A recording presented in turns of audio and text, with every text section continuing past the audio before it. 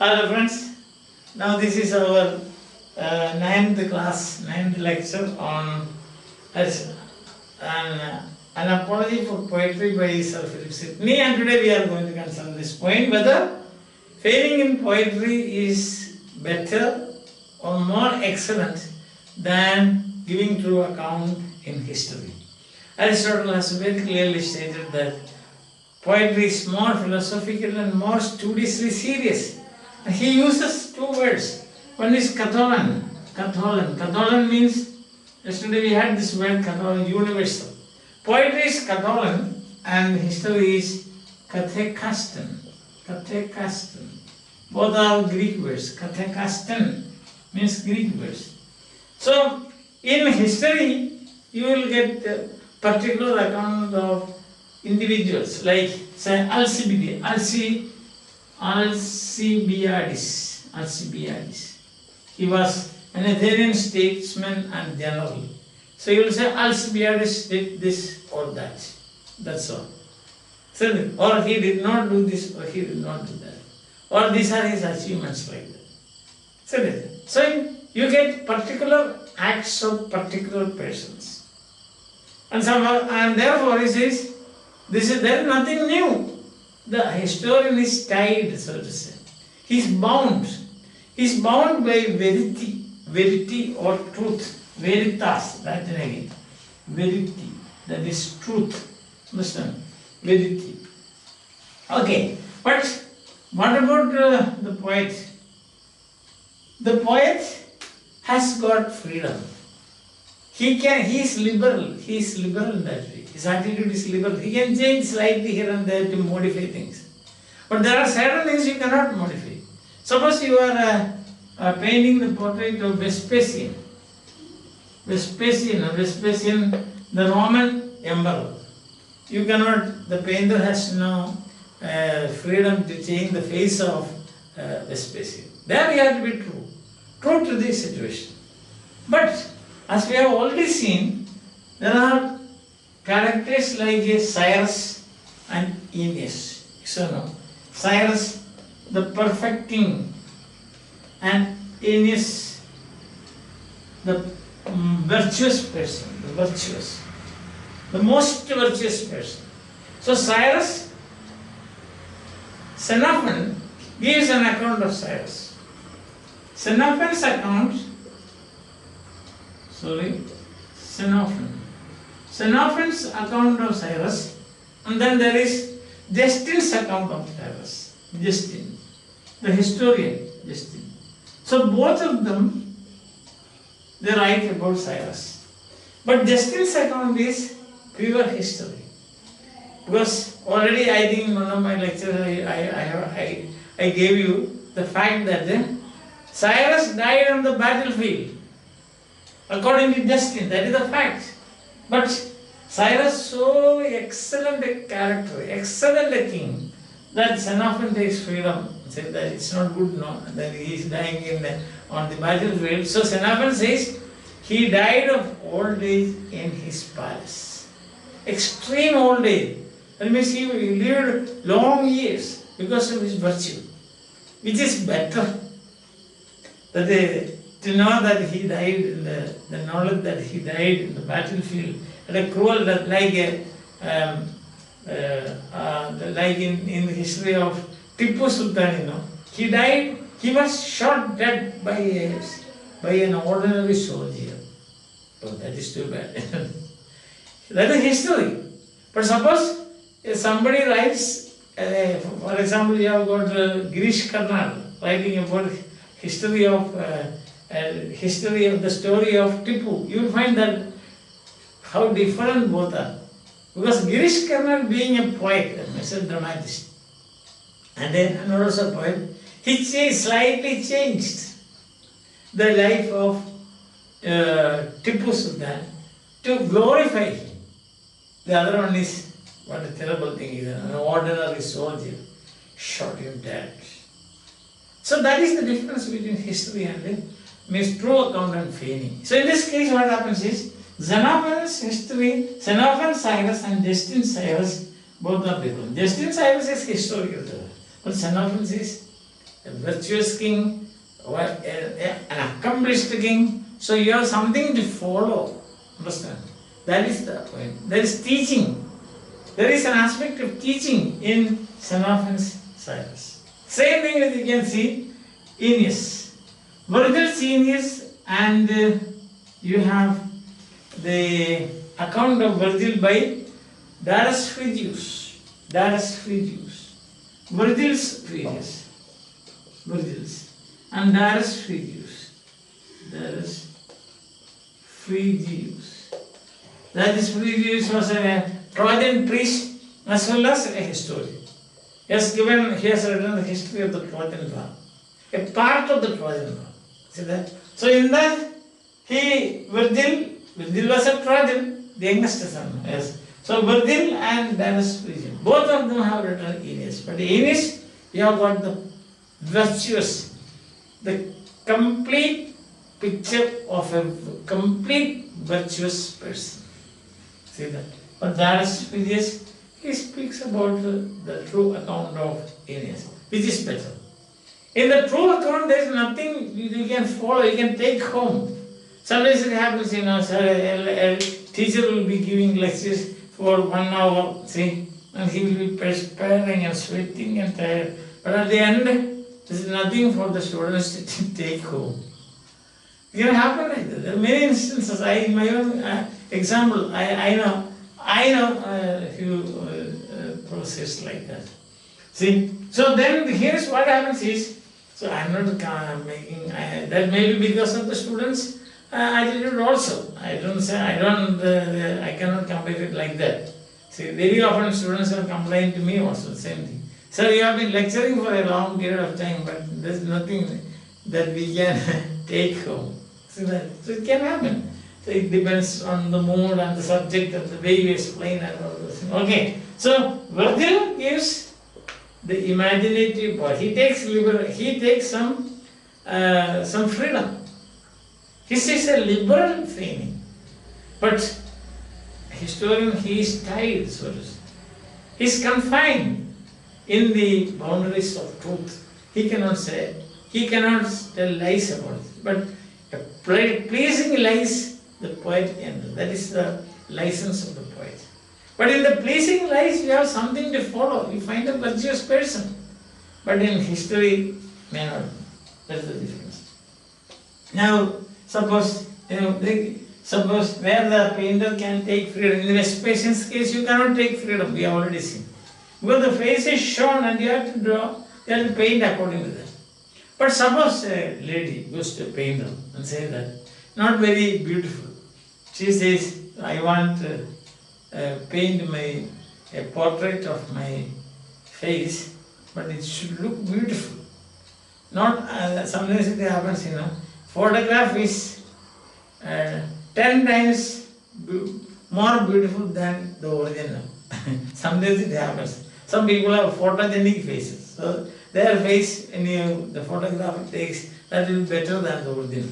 So this lady went to the poet and said, so not the poet, the painter, and said, please, you paint my face. It should be looking beautiful. Oh, what he did was, he painted a very sweet face and then wrote the name of that lady below that. She is very happy. Understand that? But on the other hand, suppose this lady is not that beautiful, then the man, the painter, paints the picture of Canada.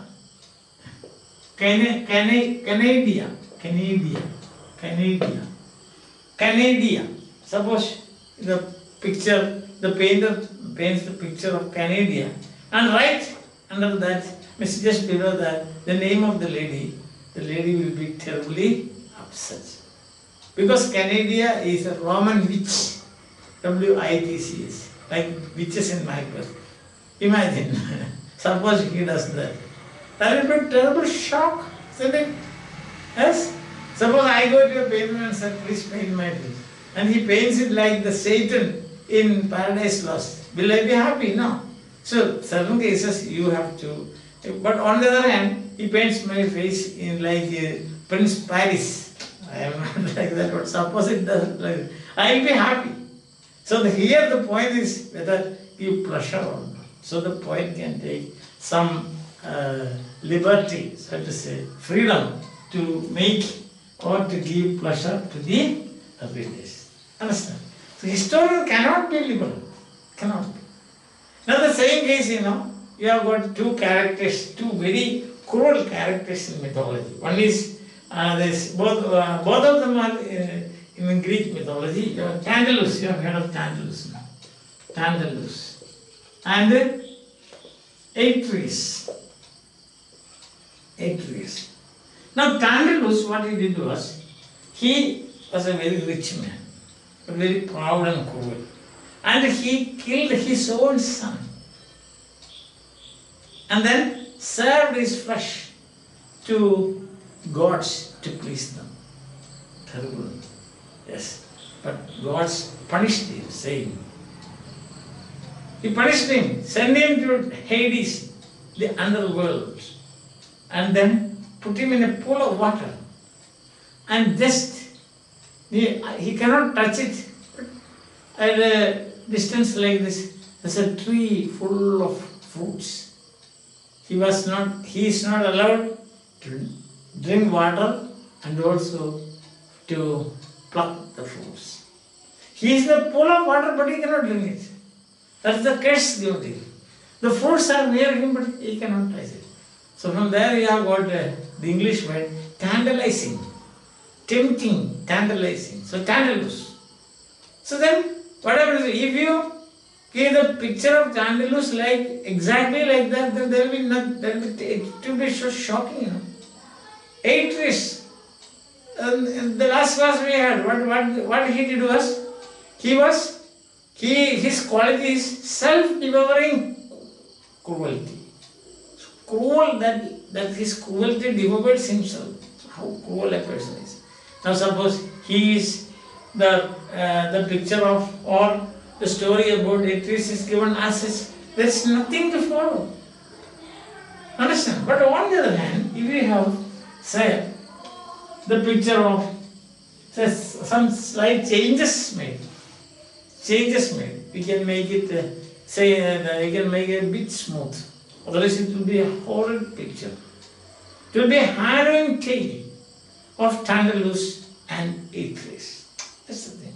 Suppose on the other hand, you feign the Cyrus, just now you have the Cyrus, type of Cyrus, Ulysses, and also you have got another Aeneas we have seen. Then, when you read the account given by the poets, you will find some virtuous things to follow. So the perfect king was so considerate and loving towards those whom he conquered. Ulysses, adventurous and very patriotic. Even when he was in Callispus' court, he was thinking about his barren Ithaca. Beggarly and barren Ithaca. Aeneas, the last class I also told you, most virtuous. The incarnation of filial love, son's love for the father, and the paragon of all virtues. So when you read, this is pleasing as well as teaching. That is the difference. That you should understand.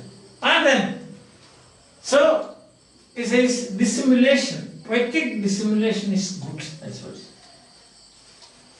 So on the other hand, when you write, say, about Alexander the Great or Scipio is the Roman general. Alexander, Scipio. Alexander the Great. A historian is giving an account of Alexander the Great and also Scipio, the Roman general. There will be certain things good, certain things bad. So you don't know which to follow, which not to follow. So for this you have to verify from the historian, what the historian has said. The historian Quintus Curtius, Roman historian, Quintus Scutius. Now this, you may think that why I am pronouncing this means because I have already told you, Latin is a phonetic language. So what do you write, you know? Understand? So here, you are in doubt. What is to be followed, what is not to be followed in the character of Alexander and the character of Scipio. For that you have to read Quintus Scutius, the historian. The account given by this historian. Without that you do not know. You cannot take a decision. But a poet, it is freedom, the poetic license, or the privilege that he has got. He tells lies. But when he tells lies, L-I-S, lies is inverted commas. It is not the mere lie, but it is a pleasurable presentation of a thing. So you know what to do. Listen. So, poetry presents the universal truth. Poet presents, gives you the universal truth. Understand? Yes. So, the universal truth tells you, it is conjectured truth, you can say. Conjectured truth. So, you can depend on that for some good qualities. But what are the historians do? Historians' tendency is was. Was. This is the thing, was. And he says, once upon a time there was. It is fixed there. You cannot move because of verity. Verity means the truth. The historian will say, yesterday it rained, so it will rain today also. There is no reason behind it. It is chance. Understand? But on the other hand, the poet, he uses what we call, he can frame his example. He has a freedom to frame his example. He uses his reason, his imagination, and figures forth a character which need not depend upon the fortune as it happens in real life. Real life changes happen because of fortune, but in the feigned life, it is in the hands of or in the imaginative realm of the poets. So what he says, because of necessity we have seen, necessity it will follow, but not what the historian says. Historian, I already, yesterday rained, so it will rain today. That's all. So such and such happened in the battle of Plassey, and so this should happen to us. No, there is no guarantee for that. Understand? Napoleon's army was defeated. Napoleon's army was defeated. It was not because Napoleon's army was anything of lower standard, but he was defeated by the Russian winter. That means it is not, if you say that Napoleon's army will always win, in history you cannot say like that, as I have already shown you. But on the other hand, the poet's presentation of Napoleon's army and the battles and so on, then there one after another it follows. Success after success. In a poet's feigning of Napoleon's life, there may not be an exile even. Now then you will ask me, so, don't ask me, but you can ask this great, the first English critic, that is Sir Philip Sidney. And therefore he says, no, it is universal truth. Understand that? And historians is particular. And further, he says there is a story. Really something happened. This Sophirus. In Sophirus' story, that is, what happened is Sophirus, he was a Persian. He was a Persian gentleman, a nobleman. His king's name was Darius, Persian king. Darius. So here is an example where the historian and the poet meet. The historian and the poet. History tells the truth, and also the boy. But at the same time, says that there is something, some advantage is there in dissembling. Understand? In dissembling. What is dissembling means? Dissembling means to, you can say, suppose I am a healthy person. When I go for begging, I will dissemble like this. Please give me something. You understand? Cheating in a way. Anyway, so this is what happened is, there was war between the Persians and the Babylonians. The Persian king Darius was in trouble. He simply could not escape. The resistance of the Babylonians was so ferocious that the king was about to surrender. That time what happened is, Sopirus, the faithful servant of Darius, he cut off his nose and his ears. And he rushed to the Darius the king. Darius asked, what have you done? So I have cut off my ears and my nose so that I can go to Babylonians and you did this. You are such a cruel person. And then they will believe me because I am a nobleman. They will believe me. They will take me in their army. And sometimes I will become the general of their army, Babylonians. And then I can save you. That is a kind of dissimulation. Not their kind, but that is dissimulation. So first Darius said, no, don't do this. What a nonsense.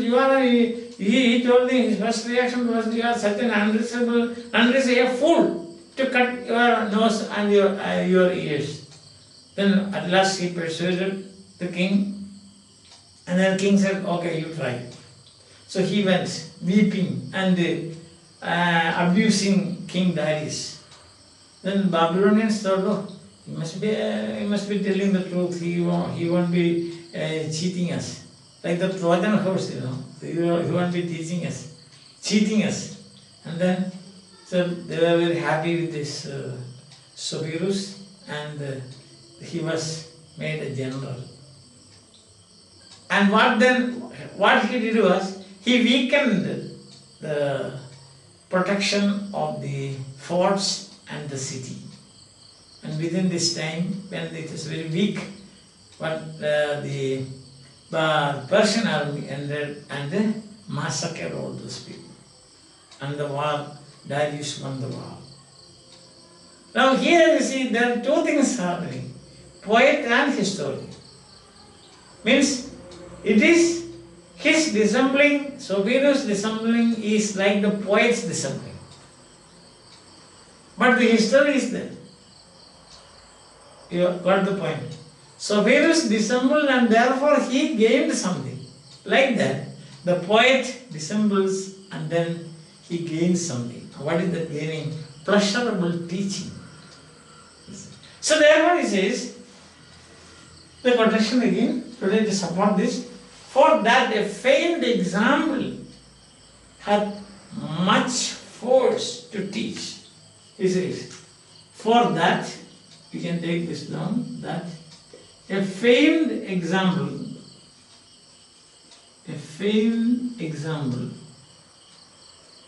hath much force to teach. Much force to teach than a true example.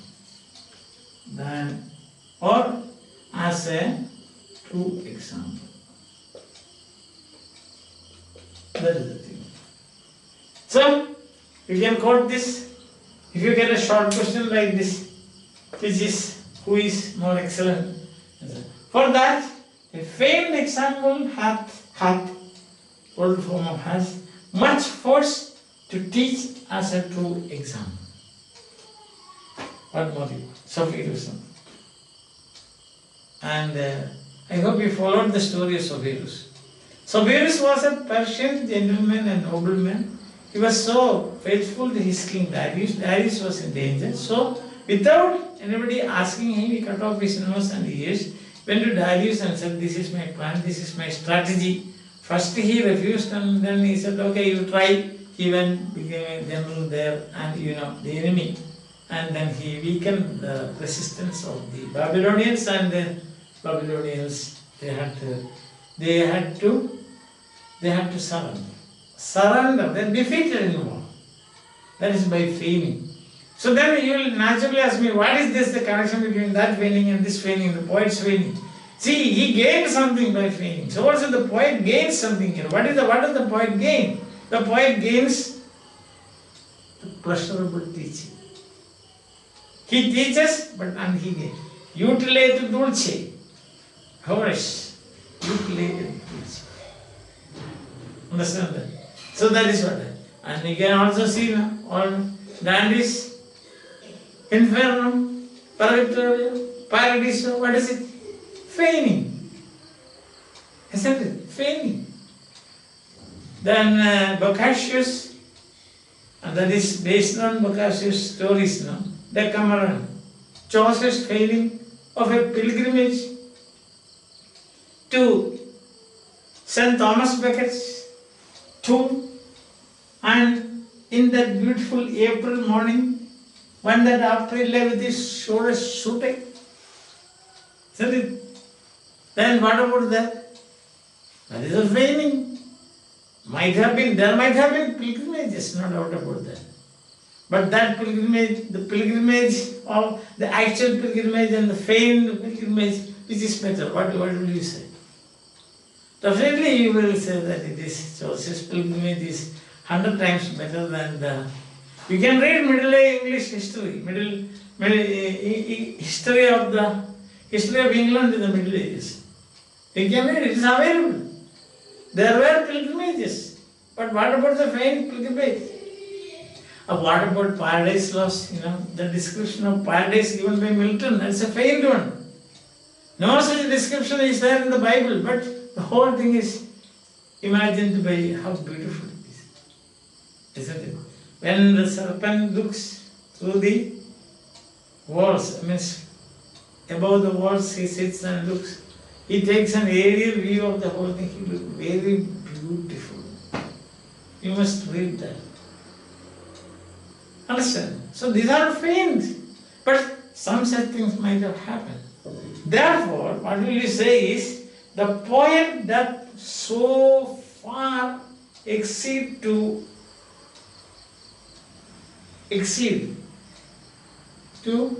when you compare the excellence, another defense of poesy. Another point, the defense of poesy, which is who excels, the historian or the poet. Historian tells the truth. Summary we can say it is particular, but the poet tells the universal truth by feigning, using his freedom. He has got the freedom to frame, F-R-A-M-E, frame things. It is for utile et dulce. That is teaching you useful and also pleasurable. So another difference. I hope you have followed this. Any doubt regarding Sobir's story? No. Any doubts regarding the portraits portraits of Aeneas and Cyrus given by the poet as well and the historian? No, I don't think. Because there is that is Tantalus and Atreus, very cruel, very cruel. You have nothing to take from them. But when the poet deals with Ulysses, Aeneas, and Cyrus, three paragons of virtue, things to take with you.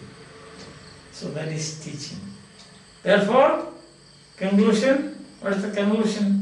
As in a court of law you say, my lord, the conclusion is that the poet is 100 times more excellent than the historian. With an apology to teachers who teach history. Isn't it? Okay. So we will see tomorrow This is the argument given by Apology for Poetry by Philip Sidney. I hope you are following me, and we'll have the 10th lecture tomorrow. I miss it in the near future, not be tomorrow, but the near future. Until then, bye. Take this.